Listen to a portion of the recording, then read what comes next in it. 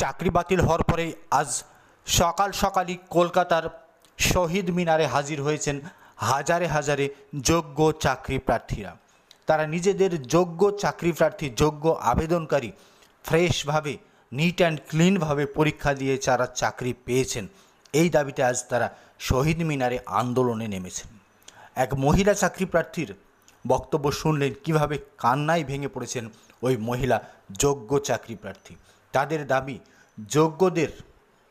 অযোগ্যদের চাকরি থেকে বরখাস্ত করতে গিয়ে এভাবে যোগ্যদের কেন বিপদের মুখে ঠেলে দিল আদালত, সেই প্রশ্ন তারা তুলছেন।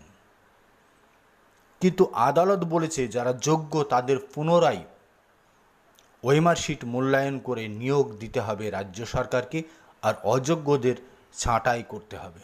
যেহেতু রাজ্য সরকার বছরের পর বছর বলা সত্ত্বেও রাজ্য সরকার অযোগ্যদের ছাঁটাই করেননি, বারবার অযোগ্যদের বাঁচাতেই, অর্থাৎ ওই প্যানেল রক্ষা করতেই সুপ্রিম কোর্ট, এমনকি হাইকোর্টের ডিভিশন বেঞ্চে কোটি কোটি টাকা খরচ করে আইনজীবী নিয়োগ করেছিল।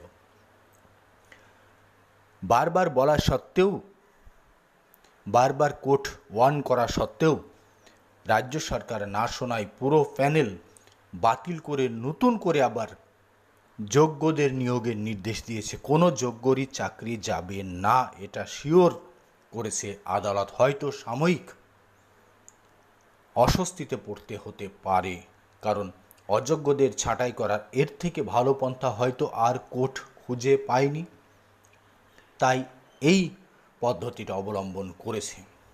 কিন্তু দেখলাম আজ একজন যোগ্য চাকরি প্রার্থীর কান্না, সত্যিই এই কান্না দেখে থাকাও যায় না, কষ্ট হয়।